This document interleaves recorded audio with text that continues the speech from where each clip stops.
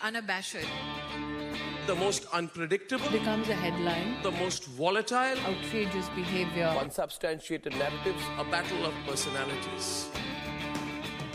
Welcome to Grant Tamasha, a co-production of the Carnegie Endowment for International Peace and the Hindustan Times. I'm your host, Milan Vaishnav. The contested borders between India, China, and Pakistan render the Himalayas one of the world's most dangerous geopolitical flashpoints in the year 2021. The ongoing dispute between China and India, and between India and Pakistan, have complicated historical and geographic roots. A new book by the journalist Myra MacDonald, White as the Shroud, India, Pakistan, and the War on the Frontiers of Kashmir, takes readers inside the long-simmering conflict over the Siachen glacier, one of the most obscure and forbidding battlegrounds in the world. To talk about the book and its larger implications for global politics, Myra joins me on the podcast today from her home in Scotland. Myra, welcome to the show. Good morning. So, Myra, you were a journalist with Reuters for decades. I think many of our listeners are familiar with your journalism and reportage, but you've covered Europe, you've covered the Middle East, and of course, you've covered South Asia. You know, judging by your passion, by your multiple books, South Asia clearly has kind of captured your imagination. I'm wondering, before we kind of get into the book itself, could you reflect for a second on what it is about that region that has kind of grabbed you and, resulted now in multiple books? Yeah, it's an interesting question because anyone who does get the India bug tends to just look at you and say, okay, it happened to you too. And nobody ever really articulates why. It's just simply the India bug. I guess if trying to articulate it, I would say that the sheer energy and diversity of its politics. I mean, there is always something new to argue about, sometimes trivial and sometimes quite deep. The sheer diversity of the landscape. I was lucky enough to travel a lot in India, both rural hinterland and the mountains. And I suppose the final thing that gripped me is I've always tended to be interested in the periphery in wherever I've worked. I think that comes from being Scottish. So I'm interested in how countries look as seen from the periphery rather than the capital city. So clearly that drew me towards India's borders generally, but then particularly Kashmir and what erstwhile Jammu and Kashmir, the princely state. That kind of matched both my fascination with South Asia and my interest in borders and peripheries. Back in 2007, you published a book called Heights of Madness, One Woman's Journey in Pursuit of a Secret War. And in that book, you delved into this conflict between India and Pakistan over the Siachen Glacier. And we're going to talk a bit more about the geography in a second.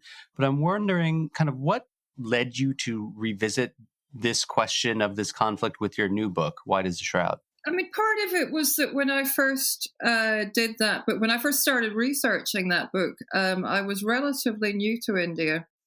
And I felt that my original version was a bit kind of tail-waggingly enthusiastic and doesn't necessarily reflect me as I am now, having spent, a good nearly 2 decades reporting and writing about India and Pakistan. So partly I wanted to kind of get the tone a bit better in terms of how I expressed myself. But I also wanted to take it a bit further rather than merely narrowly focusing on the Siachen War. I wanted to look at it much more broadly in terms of both the line of control between India and Pakistan and the contested frontier between India and China. Because I think Siachen as a standalone is in itself already fascinating, but I do think it carries a lot of important lessons for the nature of high altitude conflict in those mountains. So before we get into the nature of the conflict, one of the great things about the book is you recount in great detail your travels, both to the Indian and Pakistani sides of the glacier. And you are one of the very few international observers to have visited both sides of that, very kind of remote conflict zone.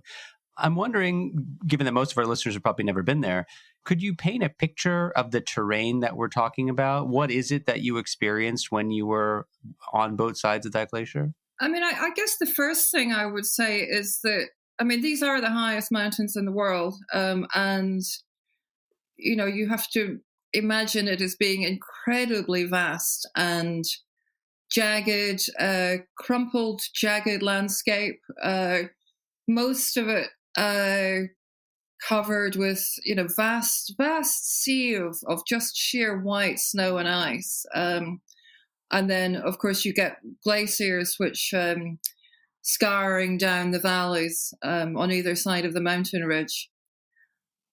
I guess what's very important in terms of the Siachen War is that in my mind's eye, and I still do this as a shortcut, I refer to it as a battlefield, as the world's coldest, highest battlefield. But I think that's actually a bit misleading, because you tend to think of a battlefield in the conventional sense of quite a lot, two armies kind of massed up against each other, whereas you're looking at, just hours and hours or even days' journey on foot between one isolated post and another.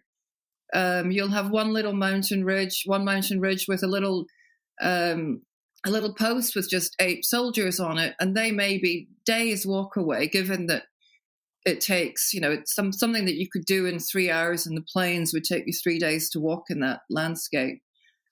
So what you're looking at is this huge expanse of land and if you fly over it by helicopter, it's extraordinary to see how tiny the posts are, just absolutely dwarfed by the landscape.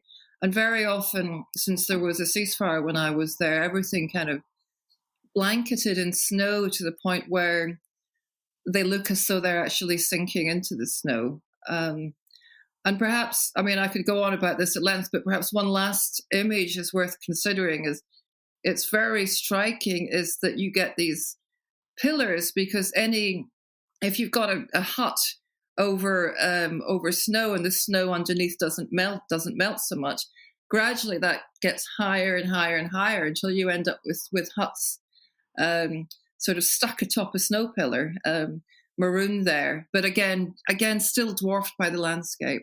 You describe your persistent efforts to persuade the militaries on both sides to give you access to this very obscure battleground. I think any researcher has to appreciate your doggedness. In the Indian case, you recall how the army would regularly say, yes, no problem, only to repeatedly fail to deliver on its promise of allowing you to travel there. In the end, I'm wondering, how did you convince these two governments to give you access to a site that very few people have been allowed to see? Well, I'd like to claim it entirely came down to my persistence, and I was persistent, but I have to say probably more to do with having both very good friends and staff in the office. I was bureau chief at the time, who were able to help me. A foreigner is not going to be able to do that without Indians who've got their own friends in the army who are able to pull strings to get you into the right office. So I guess it was the sort of Delhi thing, is that ultimately everybody always knows someone who can help you. Right. And then obviously on the Pakistan side, one side got being on the Indian side, then obviously Pakistan was far more willing to take me on their side as well. Because they wanted their narrative to be heard. If you'd already heard the Indian narrative, do you think what their calculation was? Yes. And I think Pakistan generally tends to be a bit better about foreign journalists. They have a rather slicker PR operation. So they're more comfortable with taking you on army trips than the Indian army. It's important to stress these are army organized trips. You don't do independent reporting. You're shepherded around. But it is definitely something that Pakistan does far more frequently than the Indian army. So I think the harder one to crack was the Indian side. You write in the book that even after India and Pakistan fought their first war in Kashmir in 1947, 1948, Siachen had, quote, been ignored for decades, and that for a long time it was sort of considered too hostile to be really of any use to anyone.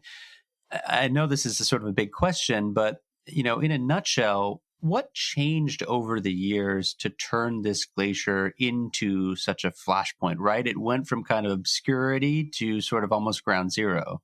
Well, this is the sort of, to my mind, one of the most important lessons of the Siachen War is that it was all a bit of an accident.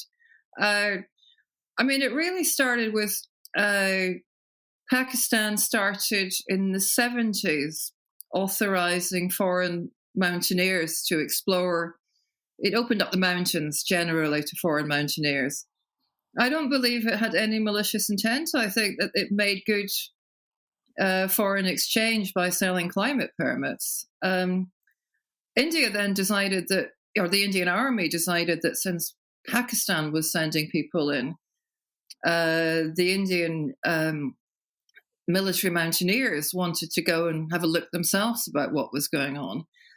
And I've recounted in my book the story of the first Indian expedition to Siachen in 1978. There is nothing there that suggests that they intended this to become a flashpoint. And so what really happened was a kind of drift, is that India sent its military mountaineers in just to explore. Pakistan then got worried about India being there, so it sent military patrols in to check what the Indians were doing. India then sends its own military patrols in.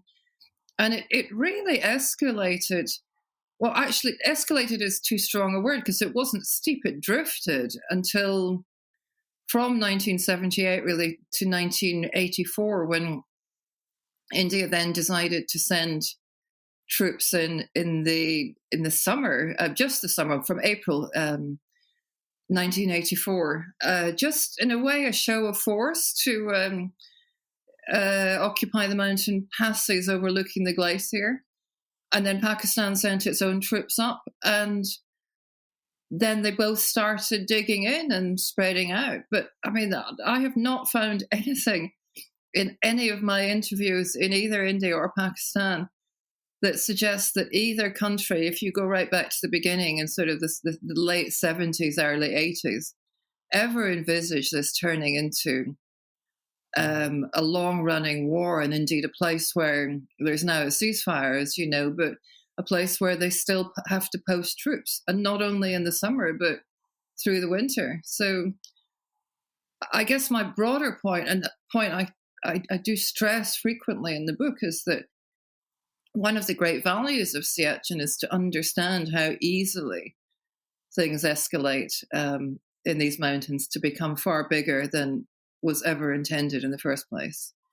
A pretty ominous warning in light of what's happening on the other border along the line of actual control between India and China, and we'll come back to that. But just speaking of the accidental nature of the conflict, there was one particular anecdote I thought was totally fascinating in your book, where you point out, almost in passing, that there was an erroneous U.S. military map produced, I think, by the Defense Mapping Agency, which may have played a role in allowing these two countries to sort of drift into fighting a war. Could you tell us a bit more about the role that this map may have played? Okay, so this map, there's a lot of stories about this map, and my best understanding of it is that it originated with the U.S. Defense Mapping Agency and was then copied by other foreign maps and Pakistani maps. But just to kind of take a step back, when the line of control dividing Kashmir between India and Pakistan was first agreed, it stopped at a place in the middle of nowhere, map grade reference NJ9842, because beyond that, you really are into uninhabitable terrain. And their view was, right up until the 70s, that the line of control would stop there. And then, according to a treaty in 1949, the wording had said the line of control would continue thence north to the glaciers. Now, nobody ever really thought there was a need to be have any kind of clear definition of that, because nobody intended to occupy that land. But, you can interpret that thence north to the glaciers in two ways. One, you can carry on roughly on the same direction that it's going in, and then you carry on northeast to the Karakoram Pass, which is the main landmark on that segment of the mountains. And if you were to do that, that would put most of the Siachen Glacier in Pakistani hands. The other way to do it, and this is the way that India says it should have been done, is that you follow the topography. So the line of control would then have bent round northwest along the watershed of the Saltoro Ridge, which is what forms the one flank of the Siachen Glacier. Now, as far as I can tell, you could probably make arguments both ways. Neither is directly north. One is northwest, one is northeast. But again, that would never really have mattered, except that those maps started floating around in the 70s at the same time as Pakistan had opened up the mountains and including the mountains around Siachen to foreign mountaineers.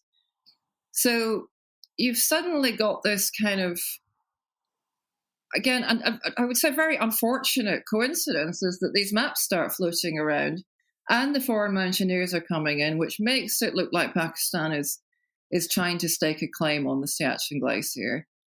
At the same time, and it's always worth bearing in mind, is that because Siachen lies at the point where India, Pakistan, and China meet,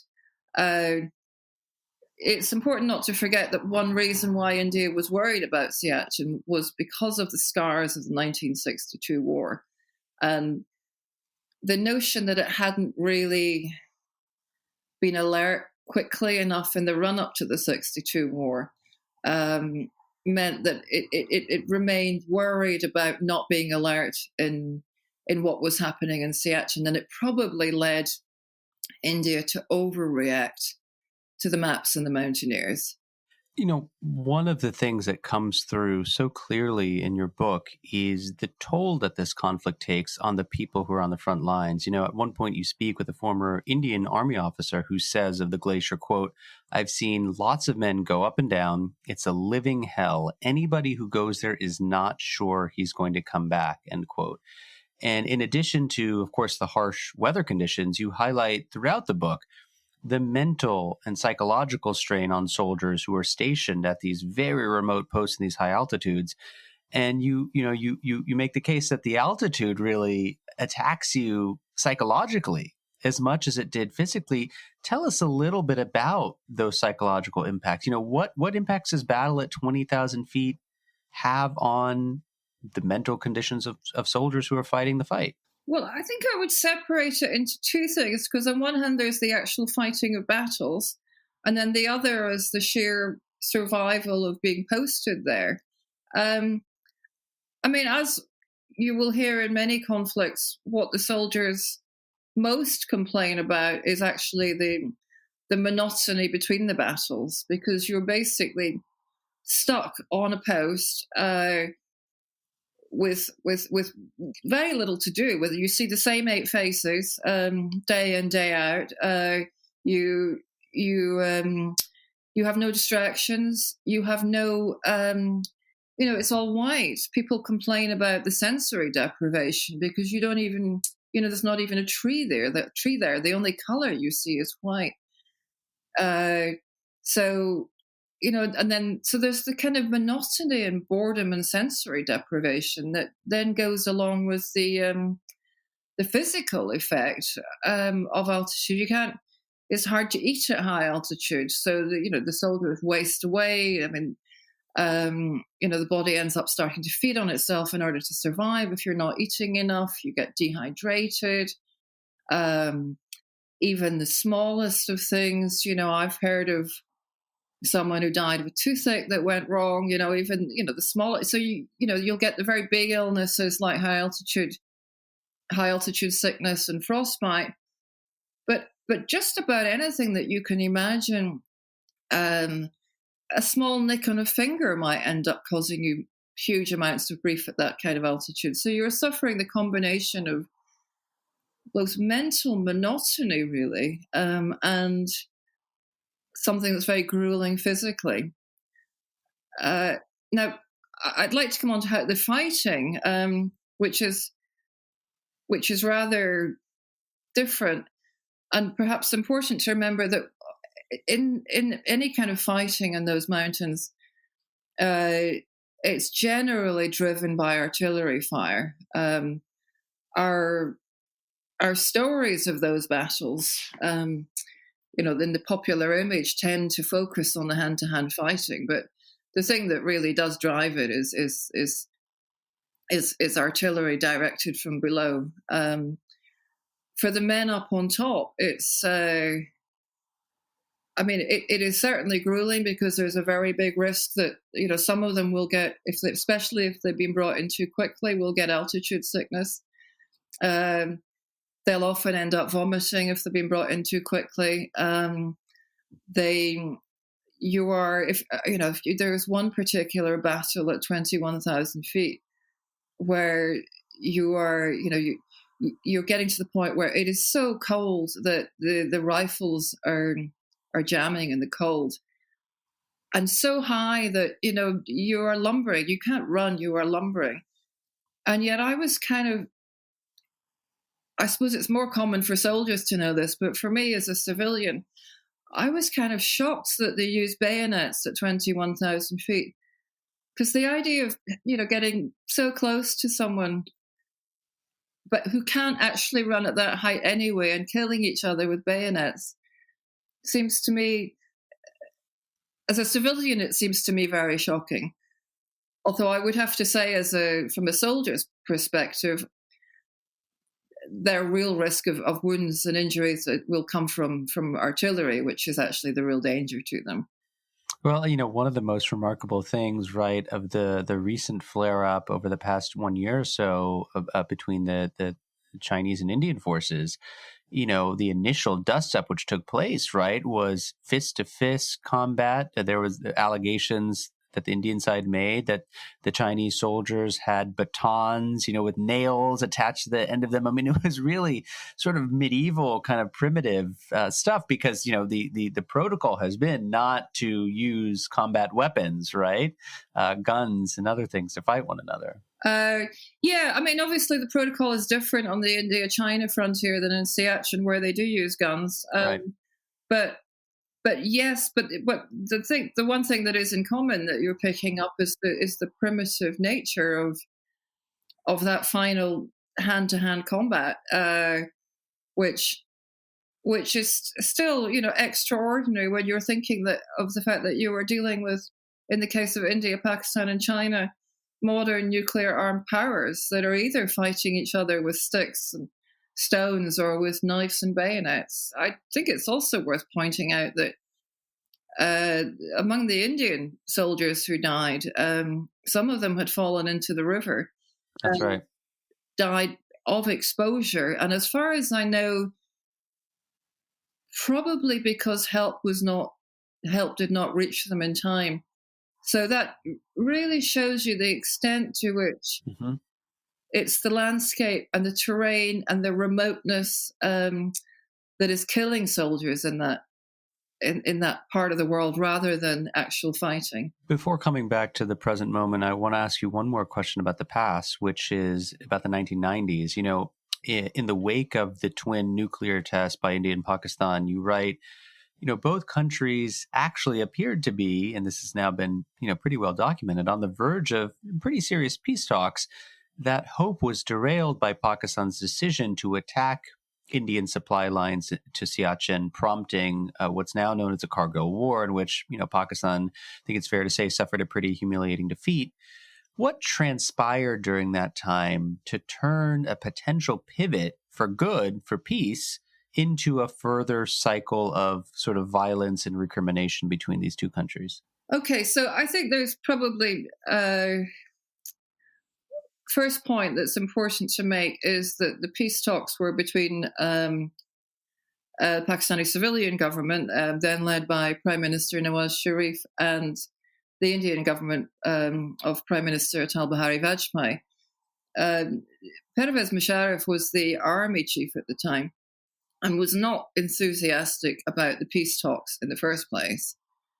So I don't think that there's a kind of theory in India that Musharraf, who was the architect of the Kargil War, deliberately launched the Kargil War to sabotage the peace talks. I'm not entirely convinced. I'm not actually convinced myself of that. Musharraf famously kind of has said that he thinks the Indians would negotiate better under pressure.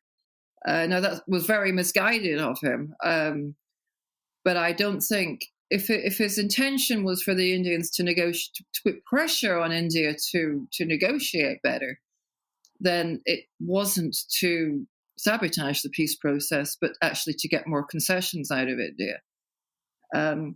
Now, the final thing I would say, and I have a slightly controversial view on this, is that I'm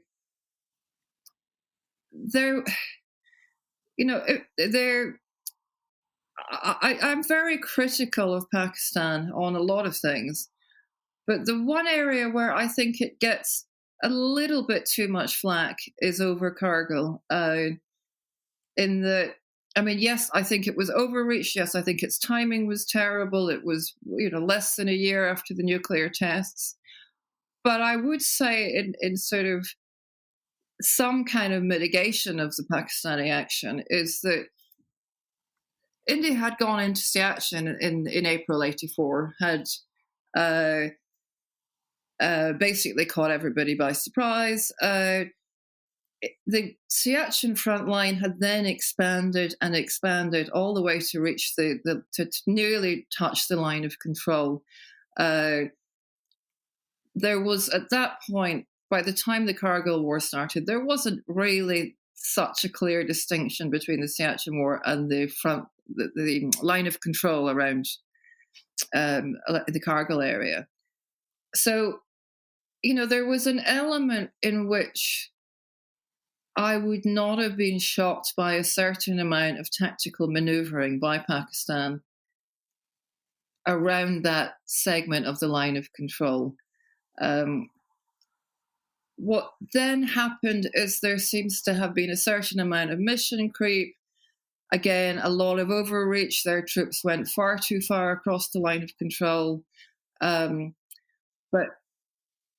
obviously the outside world, not knowing that part of the world at all, was clearly horrified.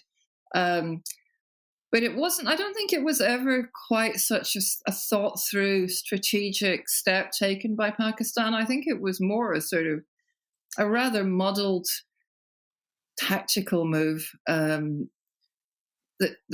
kind of matched a lot of the kind of rather muddled tactical stuff that was happening in Siachen as well. The difference, and of course it has to be said, is that in Siachen there had never been no line had ever been agreed. Pakistan crossed the officially agreed and bilaterally agreed line of control, but so did India occasionally as well. I mean, we shouldn't be naive and think that neither side doesn't see where they can get tactical advantages in those mountains, and there's no side is completely innocent. So I think somewhere on Kargil, I see it more as a mixture of, on Pakistan's side, a sort of blunder, tactical overreach, and then, not even really much of a strategy. And I'm sure they did get very taken aback at the strength of the international reaction. One of the things you touch upon towards the end of the book, and it's really one of the big takeaways for me, is about the nature of borders and the evolution of borders. And you have this line I just want to read out where you say, "It's become more important than ever to question the very idea of seeking fixed, linear, and militarized borders in the region. These are, after all, a relatively recent development," end quote. Is there any chance that the two countries will ever acknowledge this reality that, in fact, a perfect demarcation in the kind of, classic or the modern sense of map making and border making is not fit for this circumstance? Well, let's take a step back, and I think the British get blamed for a lot in South Asia, and often with good cause. But one thing I thought they were actually quite smart about, or some of them, was being quite pragmatic and ruthless about borders there. They never tried to defend every inch of land. It was actually considered in Britain's, or in the interests of the defence of British India, that those mountains should be left alone and as kind of undeveloped as they were. The British never bothered to build really, really good roads up to the frontier because the mountains themselves would slow down any invasion force. And then it's only really since the departure of the British and the end of British hegemony that you saw this idea develop of the need to defend every inch of land. Now, I'm not meaning to be all sort of idealistic and peaceniky about this here. But what I'm trying to say is, if you were absolutely ruthless about your own defense, you would not choose to have your endpoint and aim of defending every inch of land, because that territory is far, far too vast to be able to do so. So your only option is to have men in isolated posts, strung out for miles, and those inevitably that will expand, because for every one post you set up, you need to set up another post that can protect its flanks, or one that's higher up that can overlook it.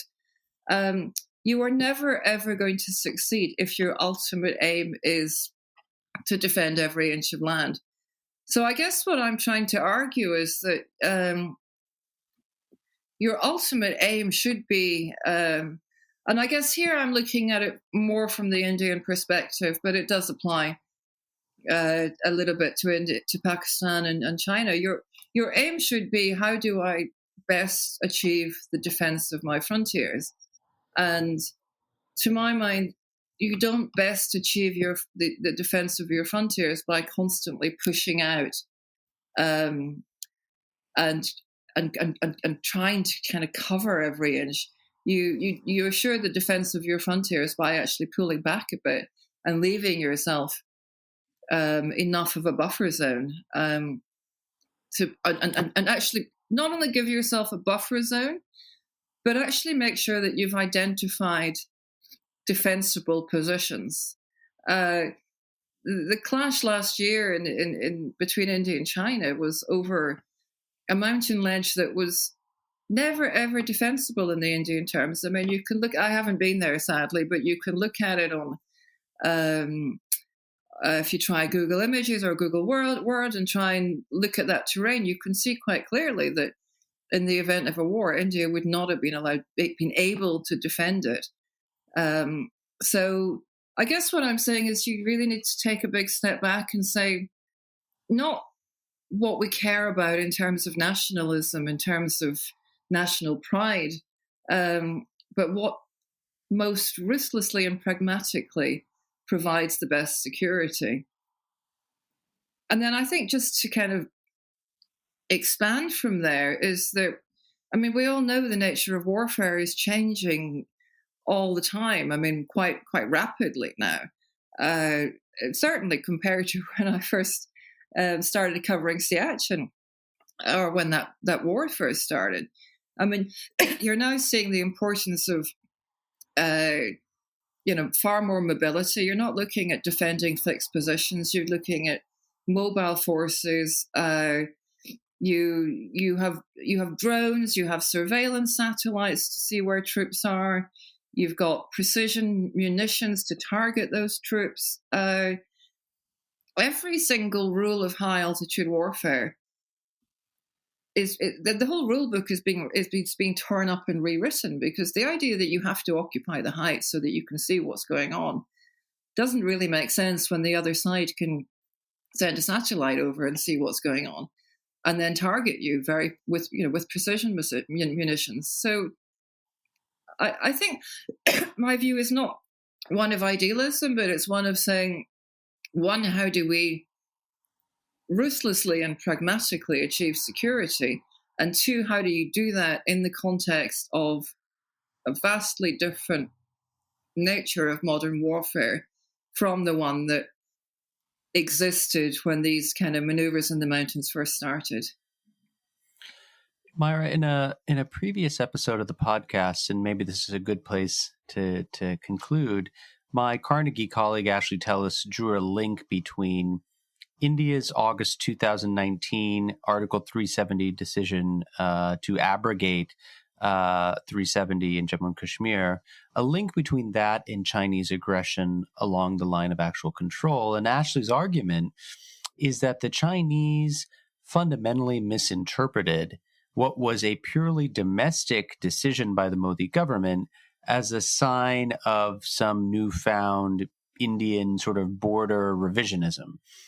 And I'm wondering if you could maybe reflect on what you think the impact of the events of August 2019 have had, both on India's relationships with China as well as Pakistan. How do things look different post-August 2019? Right. I mean, I absolutely agree it had an impact on the India-China side. Let's take it apart a little bit.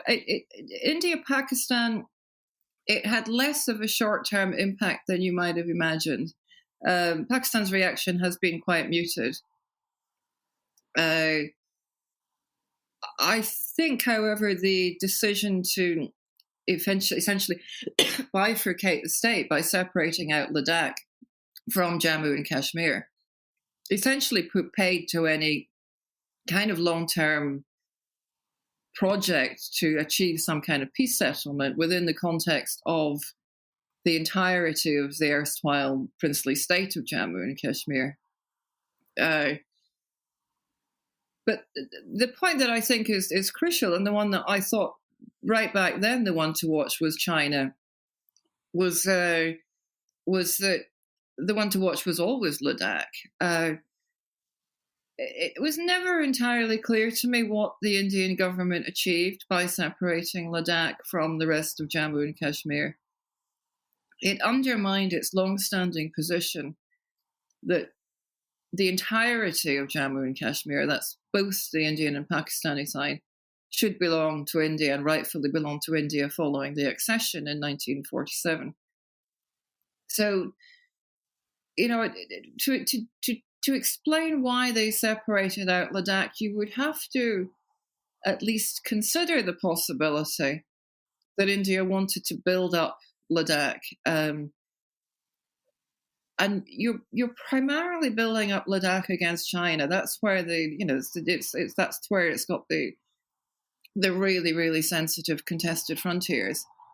So, I mean, I'm not entirely surprised that China did think that, in that, I mean, I had the same thought myself, and I'm, not sort of leaning towards China in any way there. I thought that independently is it's by far the most sensitive part of this part of the, that area is the line of actual control, and why we saw that fighting last year. I think on top of that, you saw ministers at the time from the government reasserting India's claim to Gilgit-Baltistan, that's on the other side of the line of control. And one minister going as far as to say, I think it was in September, so just a month after the abrogation of Article 370, you saw one minister saying India was going to reclaim Gilgit-Baltistan. Now, Gilgit-Baltistan is the main land bridge between China and Pakistan. It's the Karakoram Highway linking Pakistan to China goes through Gilgit. The China-Pakistan economic corridor runs through there. So, on both fronts, you had India building up Ladakh or appearing to build up Ladakh against China. And you had the Indian government appearing to threaten Pakistan's grip on Gilgit-Baltistan. That it sort of struck me as kind of reasonably likely that China would react in some way. The other thing, of course, you need to remember is that it coincided with the completion, roughly coincided with the completion of a new road on the Indian side that runs right up to the Daulat Beg Oldi, which is right up near the Karakoram Pass. Now, the only aim of that road is for India to get troops faster to the contested frontier with China. And while I absolutely recognize that India has the right to build roads on its own territory wherever it wants to, there is a certain signal that you have to be aware of if you make a point of building a road up to a frontier where nobody really lives. You are really only doing that to prepare for the event of conflict. Although the Indian response to that, of course, would be, well, our road building is essentially a response to aggressive Chinese infrastructure buildup on their side, right? So it's a sort of tit-for-tat response. Yes, and I was about to go on and say that. Sorry, yeah. No, you're right to add that. I mean, that's absolutely fair, is that China was definitely the first to build a road in that part of the world, and it continues to build roads, both linking and reinforcing its grip on Xinjiang and Tibet. So I'm not trying to attribute blame here in any way. I'm just saying if you were to sit back and think in a very cold and calculated way, here am I, India, for example, here am I as India facing a rival that's got an economy nearly 5 times the size of India's. And if I then choose to build a road right up to the frontier, and if I then also choose to bifurcate Ladakh from Jammu and Kashmir, indicating a plan to build it up against China, I would have thought one should build in the likelihood of the stronger power taking some kind of action to hit back. I'm not talking about the rights and wrongs here. I'm just saying in sheer kind of terms of military and economic might, you would normally expect a stronger power to actually kind of fling a sort of paw out, at least to indicate a certain amount of annoyance. They might be wrong, and I know India believes absolutely that China's in the wrong here.